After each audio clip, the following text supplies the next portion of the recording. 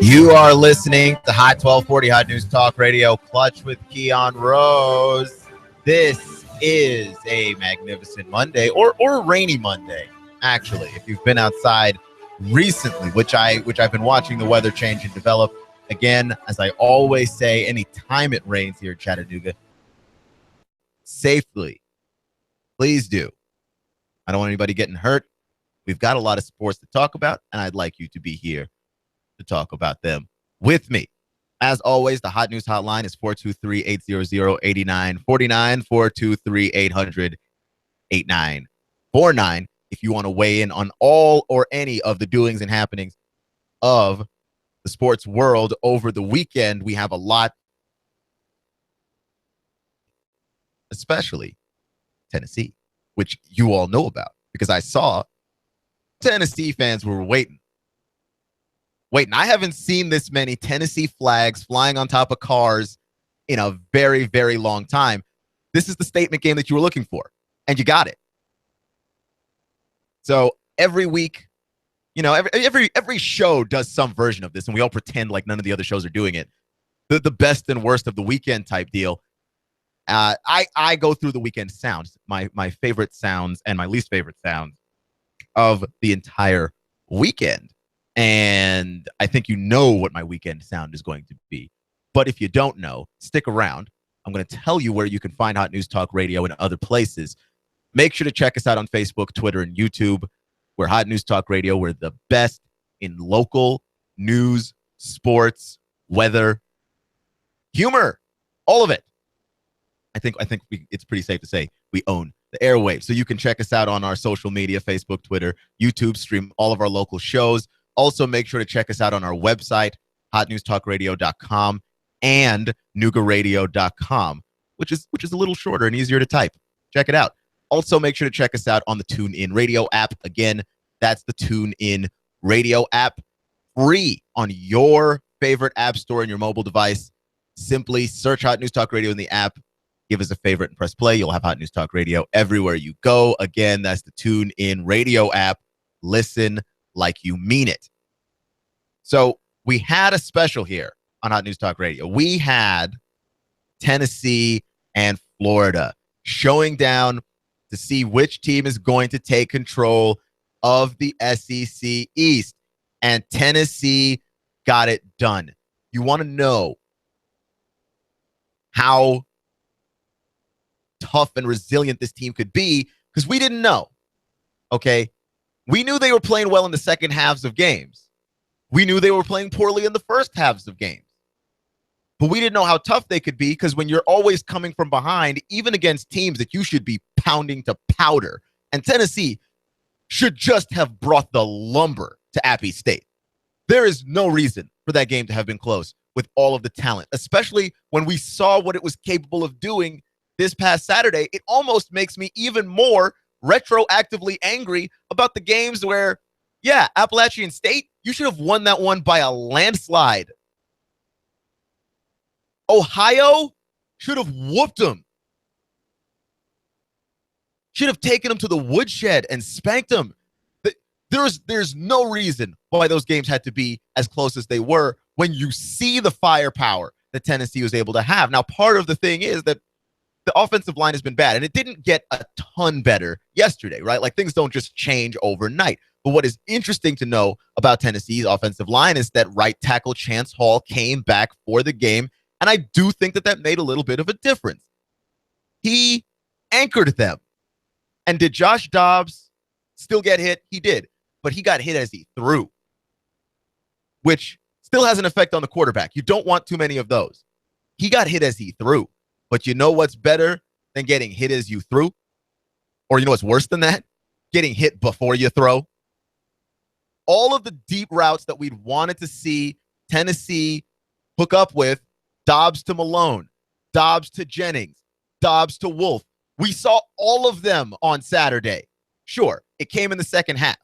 But look, that's more than what we had seen from them before, and we saw it against the school that Tennessee hadn't beaten in 11 years.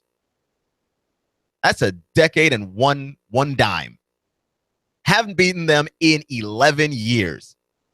Get the comeback win. So what is my weekend sound? The whole game. It started in the first quarter. Florida jumped up early, and it was every Vols fan's worst nightmare.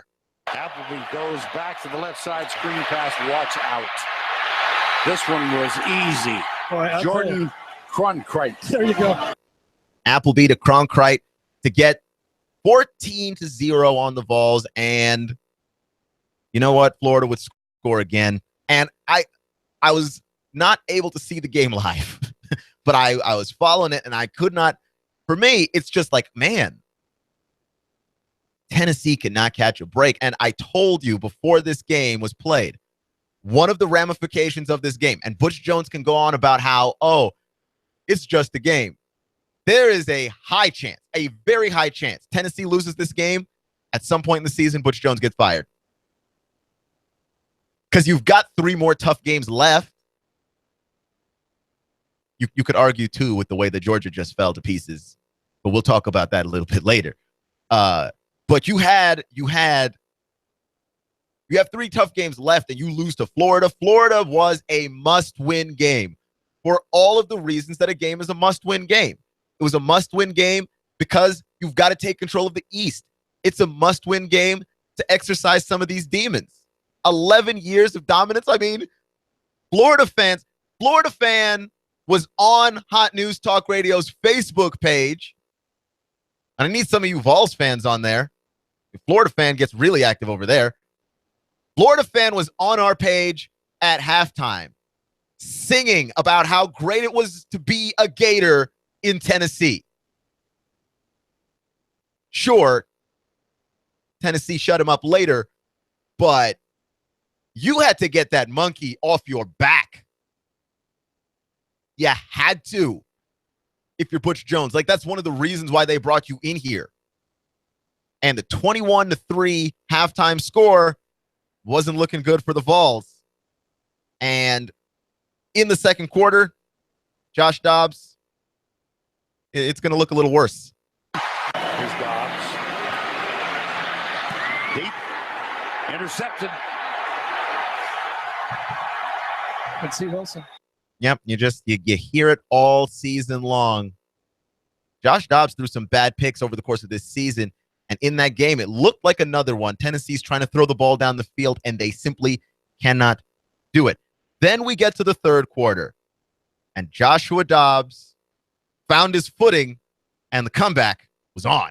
Here's the blitz. Dobbs back. He's got a man all by himself. Holy cow. Jalen Hurd, touchdown, Tennessee. The Vols had the defense moving to the left. Josh Dobbs flicks it back to the right to a wide open Jalen Hurd.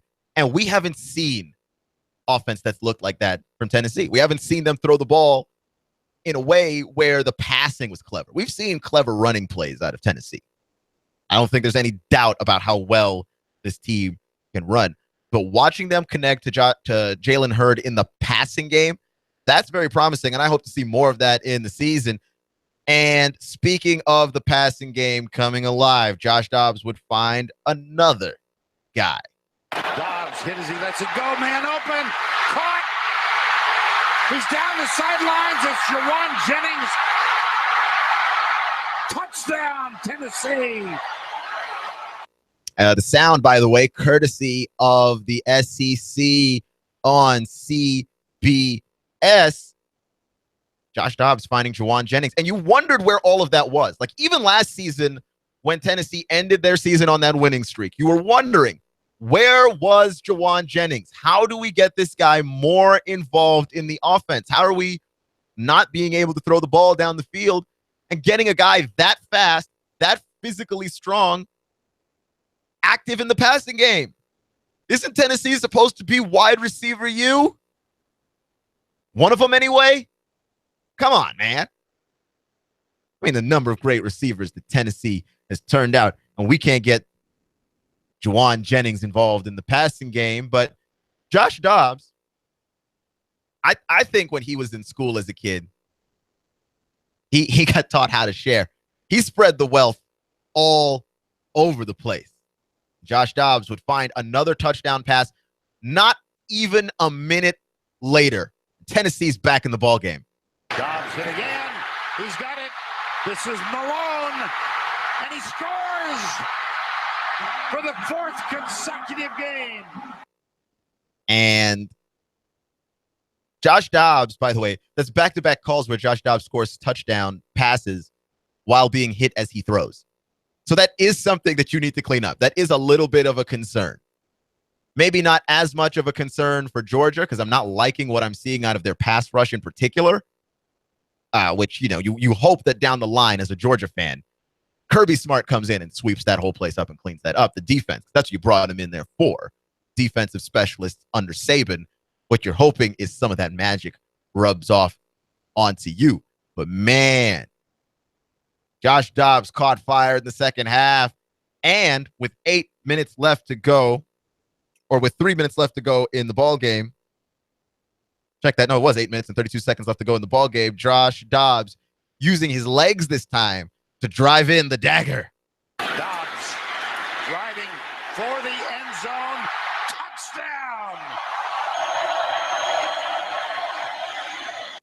And here's the thing, though, because this game was huge. I think everybody understood that this game was huge. You watch Butch Jones in his press conference, and Butch Jones is trying to play this off like this is just one game. You put it behind you. It doesn't mean anything. You don't carry it forward.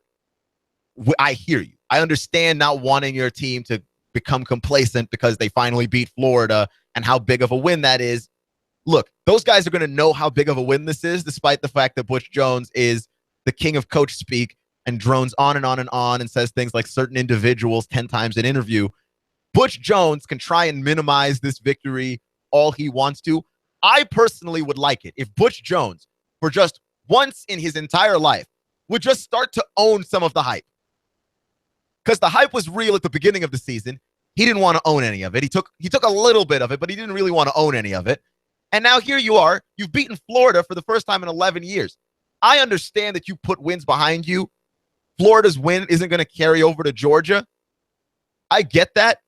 But there are plenty of schools in the history of sports, not just college football, that have gone on with a little bit of swagger and said, you know what we've done, and use that to carry on into the future. This kind of belief where you're just acting like none of that stuff matters is just really, truly, honestly ridiculous. Because who are you fooling? The rest of us honestly know how serious and how important all of this is. This rivalry is important. That losing streak was important to have broken. This whole game was important. It was arguably the most important game on the schedule. You could not lose to Florida. You could actually have been run out of Knoxville had you done so. Maybe not this weekend, but I'm telling you the clock is ticking. If you lose to Florida, the win was huge. And it does matter. What are you talking about, man? That's a very, very big deal. So 1 down in the stretch of 4 games, 3 to go. Got Georgia coming up next. And we'll discuss that further as the week goes on. One of the biggest rivalries in the SEC, just in general. But I like this on Tennessee. I think it's finally safe to root for the Vols. Right? Like there's always this feeling. And this is just Tennessee fans that I talk to on the street in my daily life. There's always this feeling that you're being hoodwinked, that this winning is too good to be true. To finally punch your rival in the mouth, to shut them up until next year, I don't think that could feel any better than the way that it happened. Okay? Is it concerning that you couldn't get any offense going in the first half? Of course it is. Of course it is. It is a little bit concerning. But like I said with Ole Miss, when you start scoring a ton of points, I'm not super concerned with your ability to score. Like if I'm an Ole Miss fan, I'm not entirely horrified with the way that my team looks. Does my team lose gigantic leads? Yeah. Is that concerning? Yes. But you know what I know about my team? They can put points on the board. And that's the one thing that we didn't know about Tennessee. Sure, they pounded Virginia Tech to death, but Virginia Tech, first off, they were supposed to pound Virginia Tech to death. But also, Virginia Tech gave that game away. Put the ball on the floor 4 times. There's just so much that you have to do when the opposing team just gives it to you 4 times. Like, you ought to drop 45 on there. In fact, you should drop more.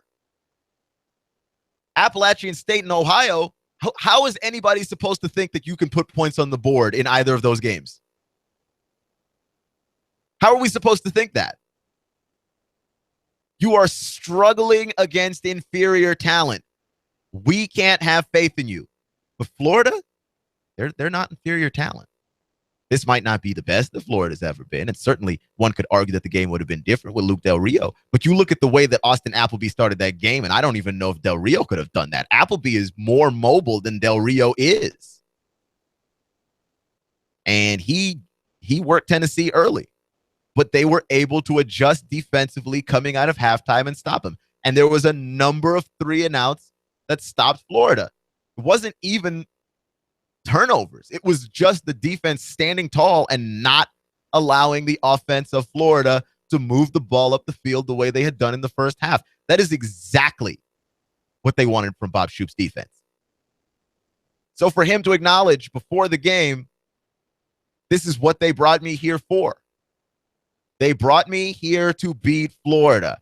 And then to have your defense do what it did in the second half and go out and beat Florida means a lot. Means a lot, especially because of the way that first half looked. Because, boy, that was ugly. But it was interesting to watch the game open up. The Tennessee tried to throw the ball down the field early, and they were not effective.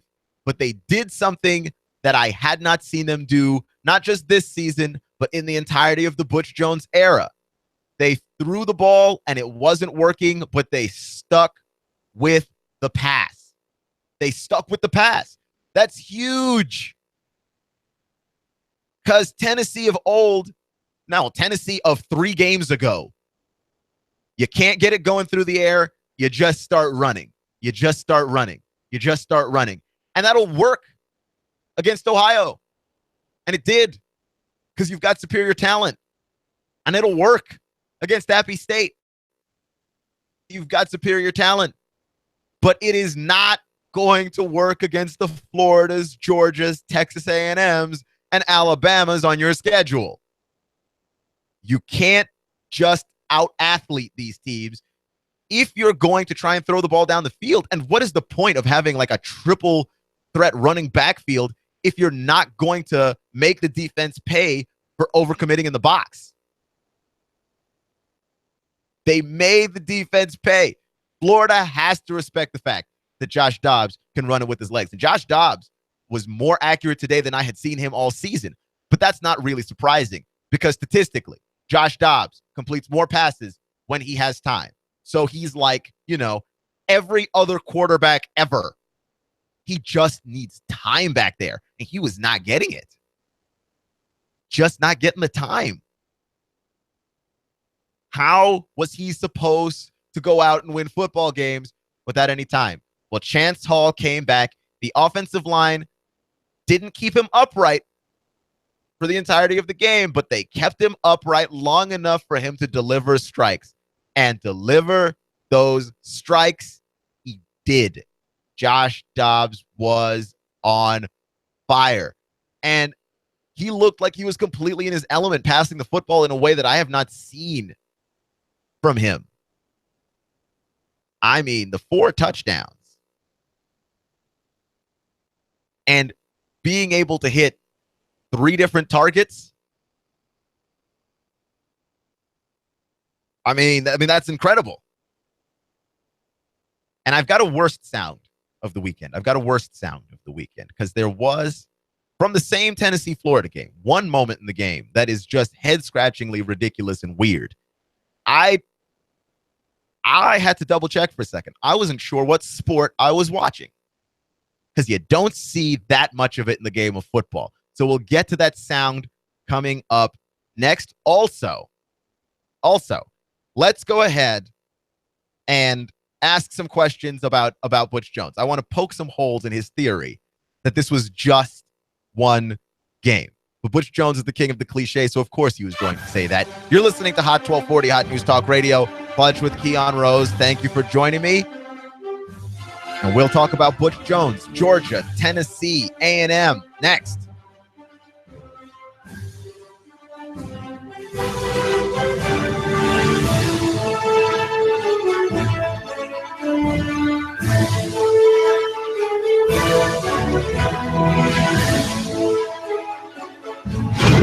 Wars come and go, but my soldiers stay eternal. Now you can listen to Hot News Talk Radio anywhere, streaming live at Noogaradio.com. That's Noogaradio.com. Hot News Talk 1240. Shooter Supply, any A-frame, 20% off, 10% off, 5% off, everything in the store's on sale. 5, 10, 20, September sales days. Shooter Supply, handguns, carry permit classes, ammo and gear. You get 5% off of firearms, 10% off of ammo and gear, 20% off of all handgun carry permit classes. Shooter Supply, September sales days. But you gotta get here now. It's ending soon. Shooter Supply, any A-frame. We're on Hickson Pike, right around the corner, right next to the Holiday Inn Express. Shooter Supply and Indoor Range. Shooters-range.com. Order online. Shooters-range.com. September sales days.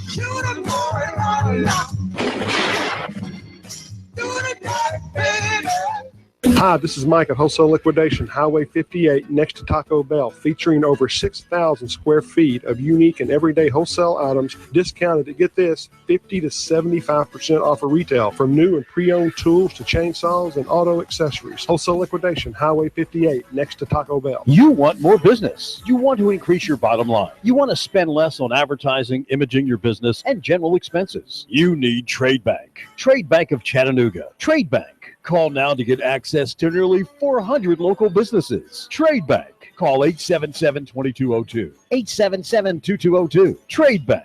You want to increase your cash flow, your competitive edge, attract new customers, and build a loyal customer base. You need Trade Bank of Chattanooga. Call right now. 877-2202. When you join Trade Bank, you'll get the benefit of free advertising in our monthly magazine, tradebank.com, emails, and mailouts. Join Trade Bank now and receive your Trade Bank debit card with trade credits to spend any way you want with our wide variety of Trade Bank partners. For almost 30 years, Trade Bank has been your voice for small business, a member of the American Bankers Association, and in good standing with you. Trade Bank of Chattanooga. Call now for a free consultation, 877-2202. That's 877-2202. Trade Bank of Chattanooga. This is Mike at For the Record at Northgate Mall. We're the largest complete record store in town. We sell old and new vinyl records, celebrity posters, music posters, and we are the largest in town. Come see us. Any spotty showers will diminish through the nighttime, turning a little cooler overnight, lows near 60. For Tuesday, finally feeling like autumn with some sunshine, a breeze out of the north, highs 80 to 83. More sunshine, pleasant for the midweek, highs dropping into the 70s, lows into the 50s. Glass Farm Nursery is now open. The largest pansy and viola supplier in the area. Flats only $14.99 with a huge selection of first quality 8-inch mums only $4.99. Glass Farm, Highway 11, 4 miles south of Trenton. And I'm 1412 Chief Meteorologist Patrick Ward. On AM 1240, Hot News Talk Radio. You give us 12 minutes and 40 seconds, we'll give you Chattanooga and the world. Hot News Talk 1240. Hot 1240 Hot News Talk Radio with your Hot News Now update. The weekend ended with violence here in the Tennessee Valley, with a man shot, another person stabbed in the neck, and a boy in critical condition after an argument at City View Apartments on Cityco Avenue. Amazingly, the person who was shot and the person who was stabbed are expected to recover, but the young boy is in critical condition and no suspect has been arrested. A woman was walking down Dodson Avenue early Sunday morning when she heard a gunshot and discovered that she had been hit in the leg. She drove herself to the hospital. She's been cleared for release. The suspect is still somewhere on the loose. 45 separate cases of car burglary may have been solved with just 3 arrests. That's what the Chattanooga police believe. Arthur Donahue, George Condra, and Stephen Anderson are all 3 defendants in this case, and they spread from Hickson to downtown Chattanooga to Tiftonia, East Brainerd, even to North Georgia. Police believe all 3 people are responsible for these 43 different car break-ins. It's going on in the Tennessee Valley. It's going on Hot 1240 Hot News Talk Radio. Like us on Facebook and get us on NoogaRadio.com.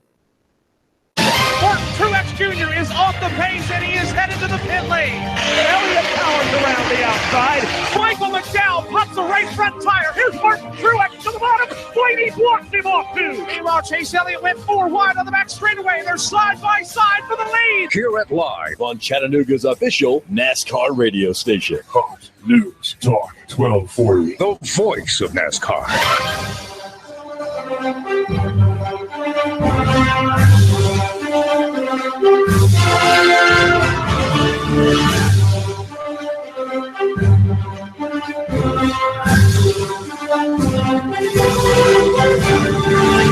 So, Georgia, I got to ask you, Georgia fans, is this what you bargained for? I don't think it is. I don't think it is, right? Like when you decided that you were going to move on from Mark Richt, right? And you were going to go in the direction of getting a Kirby Smart, which I still think is a great hire. You're a new head coach. This is not something that you've been experienced at doing, and you're different than the last guy. I don't care how much talent you've got on your team. You're not there yet. You're not there yet. But Mark Richt guarantees you 10 games a year forever. Right? He is as consistent as Jeff Fisher in the NFL. Jeff Fisher will always be Mr. 8-8. Jeff Fisher guarantees you at least 9 wins. At least 9. Possibly, if you go lower, 7. And Jeff Fisher is some variation of 9-7, 7-9, and 8-8. Always. Which that level, that doesn't do anything for you in the NFL. But 10 wins doesn't necessarily do anything for you in college football either, right? Like you need, if you want to compete for a national title, you need a 1-loss, 2-loss season. 2-loss max. You don't get a chance to compete for a national title these days if you've got 3-4 losses, right? Like 9-10 wins really doesn't do it for you. You'll be in a nice bowl game. Georgia fan was tired of being in the nice bowl game. Georgia fan was like, dude, we want a natty. That's what we want. We want a national championship. And so you go make the move for Kirby Smart in the hope that down the line, Kirby Smart gives you the opportunity to get a chance at a national title. But it is a little bit distressing. I think it would be a little bit distressing. And I say this as a non-Georgia fan on the outside looking in, so forgive me if I am wrong about this, but I think it would be a little bit distressing to see my team struggle against the teams that it's struggled against, lose against the teams that it's lost against, right? Like the struggle against Nichols, not great. Have that happen and sort of have to be okay with it. Like you went from being 10 wins a year to Mississippi stomping you 45-14. I understand that Mississippi's good. I understand that Chad Kelly is that guy. He was before Lamar Jackson stepped up on the scene and before Chad Kelly blew back-to-back leads, Chad Kelly was a Heisman Trophy candidate, like front runner. It was just a couple of weeks ago. I don't think you should have forgotten this. Chad Kelly is still amazing. He's still amazing. I mean, you have those 2 losses that he had. You can't win the Heisman off of those. but he's still amazing. But 45-14 is a tough pill to swallow. It really is. It's the sort of reminder that you're just not there yet. Even against like a guy like Chad Kelly, who lost after having a big lead to Florida State and then having a big lead over Alabama. But those are quality schools. The Georgia, presumably you want to be in the same ranks with those schools. And if you had, Mark Rick, like I don't think that anybody could argue that you weren't. I don't think anybody's going to say, yeah, you're on Alabama's level, like your national title level. But Georgia, you're seen as an elite school year in, year out. And now you've taken a step back. It's safe to say you're 3-1 on the season. The 3 wins have been ugly. The 1 loss was also ugly. The loss is probably not as ugly as that Nichols win. And I put win in quotes there. That win feels like a loss. Like you should have just caught an L for what you did there. It feels like a loss. And now we're looking down the barrel of playing a Tennessee team that looks revamped, recharged, re-energized. And by the way, if Tennessee keeps playing like that, like they're not afraid to sling the football down the field, look out.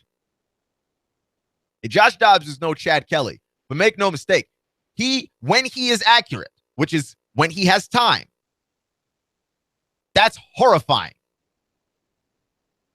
Covering Jawan Jennings and Josh Malone, nightmare.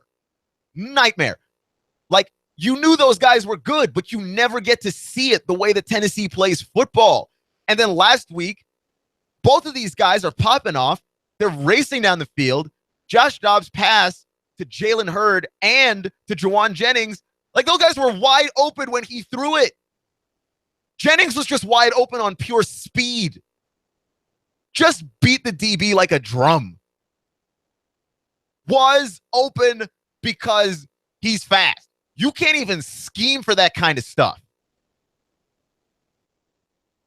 And you're Georgia, and you're like, look, we can take the loss to Mississippi. It doesn't feel good.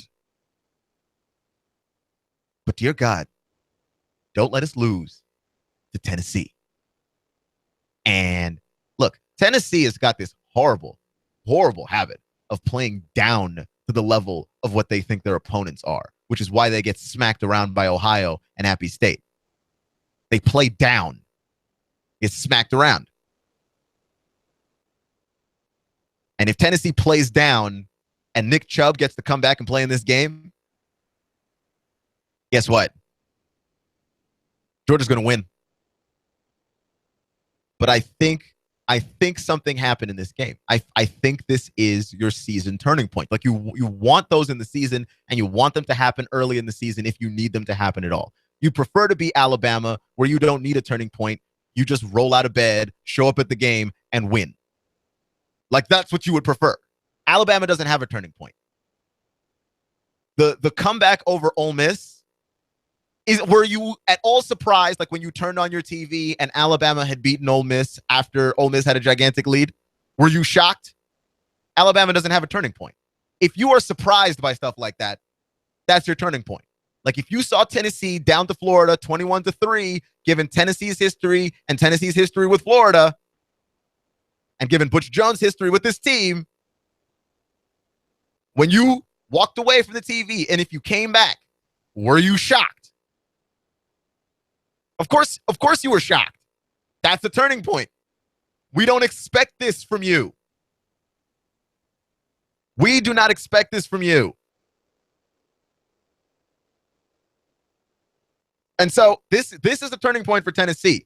I'm not saying you're playing the new Vols, but you are playing a team that has figured out how to put points on the board. Once you get that feeling of putting points on the board, you don't go back. It's like government and power, right? Government gets power to do things. If you allow a government to have power to do things, they don't like to go back. You ever notice that? The presidents didn't have executive orders. Obama gets to use one executive order. He ain't giving that power back. And if Hillary or Donald Trump become president, they're not giving that back either. Executive orders are a thing that presidents do now. Period. That's it. That's just a thing they get to do now. Governments don't give power back. And teams that finally start scoring touchdowns, they don't like to stop. If you put some touchdowns on the board throwing the ball, like Tennessee's going to get hooked on this. And they're talented enough to get hooked on it. It's weird that they've never done this before, that they throw some passes. Josh Dobbs throws a couple of interceptions. They just give up on the passing game, which is it's just bizarre. Like when you have a guy like Juwan Jennings, who is as talented as he is and just horrifyingly fast, how is it that you just give up on the passing game like that? And now you've got to keep defenses honest. And that makes for Josh Dobbs, when he does run, it opens those things up for him. Because Josh Dobbs, when he runs, Josh Dobbs, and I heard it in the broadcast a little bit, Josh Dobbs is not fast. Josh Dobbs is a guy that gets to pick up yards because he's able to make defenders miss. He's got what you'd call wiggle. He moves enough. And the next thing you know, a play that should be stopped for 2 yards, Josh Dobbs has done picked up 8-9 yards. He's got more room to do what he does now. He's only got to make one guy miss instead of 3 because you've opened up the passing game. What we're looking at here is a Tennessee team that I think they finally discovered their love of scoring points in the air. And you don't go back from that. How to do it. We're not going to see anything that looks like Louisville's offense, possibly, but we're going to see a Tennessee team that will spend a lot more time throwing the ball in the air and being successful at it. I completely believe that. You're listening to Hot 1240 Hot News Talk Radio, Clutch with Keon Rose. That is I. Thank you for joining me today, making me just a small part of your day. You know that I appreciate each and every one of you. By the way, make sure to check us out on Facebook and Twitter. Give us a look. Leave your comments. Florida fans probably won't be leaving any comments. I imagine that they'll be keeping it scarce for a little bit, go into hiding after that one. Because, I mean, here's the thing, too. Tennessee hasn't just lost to Florida before. Tennessee has choked to Florida before. Just, you want to give them the Heimlich maneuver. And what Florida did on Saturday was a choke job. It was a fantastically epic choke job. Plain and simple. You started off with a 21-3 lead and found that thing impossible to defend. You had a team basically run 4 touchdowns through you in the second half of that game. And they scored 2 touchdowns within a minute of each other. The offense got up. The defense got up. And you guys got flat. Florida got flat. That is a choke job. The way that Tennessee choked last year, that's a bad choke. When you choke in the last minutes of a game, this is just my opinion, you choke in the last minutes of a game, that hurts. But when you can see your team choking for an entire half and never able to recover, that hurts more. That hurts way more. And the Gators started choking at halftime, and they never were able to recover at all. Like, and then that's what makes the Ole Miss losses, by the way, so bad, is that they were up at halftime. And then you have an entire half to watch your team just fall to pieces. So even though Ole Miss is just such a good team, like they're so good. And I'm not going to say the season's a waste, but like it certainly puts a damper on a very, very good football team. Like when you watch them play, you look at them talent-wise and you look at the way that they were able to put points on the board and move the football in the first halves of those games and all that. And you're like, why did this team lose? They just play talented teams. That's all that happened. They played very, very talented teams in Florida State and Alabama. and they didn't hold on. But watching your team choke away for an entire half just makes you feel bad in the most horrible of ways. And that's something that's going to stick with Florida psychologically for a while. It has to. Which is why Butch Jones' assertion that this is just a game is foolish. Butch Jones is entitled to his opinion, by the way. Butch Jones is very entitled to his opinion. Butch Jones doesn't like that we, the media, criticized his offensive line, even though there was plenty to criticize. And watching the game Saturday, which I had to record it and watch it. I told you already, I'm afflicted with Adventism. But going back and watching that game, seeing how Josh Dobbs was still getting hit as he delivered the ball, there's still a ton to criticize for that offensive line. So Butch Jones can sit there and run out all the coaching cliches in the world about how these guys banded together and they acted as a unit and all of those things. And I understand why, as a head coach, you would want to do all of those things. But you are wrong. Your offensive line has been horrible all season, and they are still horrible. They are still very bad. Like, nothing's changed. Chance Hall came back, so you got slightly better, and it showed. The criticism from day one has been valid. Your offensive line has been horrendous. They continue to be horrendous. And just because you pulled off a fantastic comeback over a conference and division rival, that doesn't mean anything. Your offensive line's still bad. It still stinks. Chance Hall helps it somewhat. Josh Dobbs is still getting hit as he throws. That's not good. Okay? That's not a good thing. So the criticism of your offensive line still valid just because you won the game. That's like when the Raiders won in week 1 of the NFL season and because they went for 2 against the Saints and ended up getting away with the win. And then Jack Del Rio did the greatest victory lap in the history of coaches in their first game with the new team. Said, ESPN had their simulation thing that basically calculated that there was a 90% chance that the Raiders would lose the game, and then they went for 2 and won the game. Look, and then Jack Del Rio, in his gigantic loudmouth victory lap, said, well, it's a good thing that ESPN's not coaching the Raiders, otherwise they'd be 0-1. Just because you had the guts to go for a 2-point conversion and it paid off doesn't mean that's not a crazy thing to do. Like, the criticism of that being absolutely bonkers as a thing to do, knowing that you're the Raiders and wins are not going to be easy for you. And I don't care what people say. I like Amani Cooper. I like Derek Carr. I like that team. That team's going to be a very good team in the future, in the near future, in fact. But the wins are still going to be hard for you to come by this season. You are still a growing young team. That is not just magic that makes that happen. You are still a growing young team.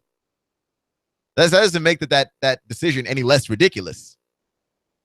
That 0-1, you were staring down the barrel of 0-1 in a season where wins are going to be difficult for you to acquire, and you went for it. That's a crazy thing to do. I like it. I enjoy the crazy, but it's still crazy. Don't act like we're the ones who are ridiculous. You're ridiculous. Same thing with Butch Jones. You won the game, so you're going to take your giant victory lap about how your offensive line banded together. No, sir. Your offensive line's still bad. And we all know it. I'm not going to take that from you. That doesn't make any sense. Your line is still bad. Period. End of sentence. New sentence. Chance Hall made it better. So don't act like the offensive line had to overcome some adversity. Yeah, the adversity they had to overcome was them. So this is not just a game. This is huge. And here's one way to think about it. Here's one way to think about it. What if Butch Jones were Jim McElwain? Okay, what if it was Tennessee with the 21-3 lead and Tennessee fell apart? Tennessee is the one losing the game. It's Austin Appleby throwing the ball all around the yard. What if the shoe is on the other foot? What then? Is Butch Jones taking his victory lap right now? Is Butch Jones going on about the offensive line and how they banded together and then they ignored the media? Would he be doing that? No. Would you consider this to be just one game moving on forward? As a fan, as a Vols fan, if you're out there listening, would you consider this to be just one game had you been the team with the 21-3 lead and then lost it? Because I highly doubt that would be the case. Highly doubt that would be the case. If the shoe were on the other foot and it was you, I think you would be mad at Butch Jones this morning and this afternoon and then later tonight and then tomorrow morning. You'd still be mad at Butch Jones. Like, how is this guy continuing to lose us games to Florida? Again. Jim McElwain doesn't have that criticism because Jim McElwain doesn't have the same expectations on him that we knew was going to be a little bit before Florida got good. Tennessee is supposed to be good now. And just because Butch Jones wants to duck and bob and weave as he tries to avoid the hype doesn't mean that it's not true. This team is good. This team is very good now. This team is college football playoff levels of good if you just look at the talent on the field when that talent performs well. And you haven't sustained a ton of injuries. You've got all your key players healthy, knock on wood. So there is no reason, none whatsoever, that you're struggling this much against smaller schools. And then you get to Florida and you brush it off as, well, this is just a game. We just got to move on forward. Sir, this is not just a game. Next week against Georgia, that's not just a game either. I think that's your trap game right there. This is the weakest that Georgia has looked like in about 10 years. Mark Richt has his team ready to play every year for 10 years with Georgia. And he is giving you 10 wins a season. Quality football coach. You switch coaches, things change. Your team will regress a little bit. Unless for some reason you're Jim Harbaugh. Plus, Michigan was bad already, so there wasn't a ton to regress to, I imagine. But regardless, your team's going to regress a little bit, especially your Kirby Smart, your first-time head coach. You're going to go back some. This is the weakest that Georgia has been in about a decade. If you're Tennessee going down to Georgia, and by the way, you haven't beaten Georgia in about 6 years. So you're Tennessee going down to Georgia. This is not just a game either. This is serious because what's coming after this might be your 2 losses. You can be a 2-loss team if you're Tennessee and still have a shot at the playoffs, still have a shot at the title game and a shot at the playoff if you win out the rest of your schedule and run the table with 2 losses. I don't think you should try and take 2 losses. I think you're very capable of beating Texas A&M because Texas A&M didn't put Auburn to bed the way that they could have. And if they can't do that against Auburn, flipping Auburn, who cannot find the end zone if the end zone came looking for them, then they're not going to bury you. You can beat A&M, but that's going to be a tough game. And Alabama's obviously going to be a tough game. The game you've got to win, and the game where Georgia looks so weak right now, and therefore you think you might be able to walk in there and take it, the actual trap game is the Georgia game. Do not overlook the Bulldogs simply because they are a little bit down. You're listening to Hot 1240, Hot News Talk Radio, Clutch with Keon Rose. Remember, it's not how you start, it's how you finish. Stay clutch, but don't take my word for it and stick around. Alex Jones is next. You give us 12 minutes and 40 seconds, we'll give you Chattanooga and the world. News Talk 1240. I'm blowing everything up. We're starting over. I'm doing a new show. I want guys who push it to the middle of the table and go over the top. Take a risk, fail miserably. I'm right, and I'm not wrong, and I'll never back down. Conflict.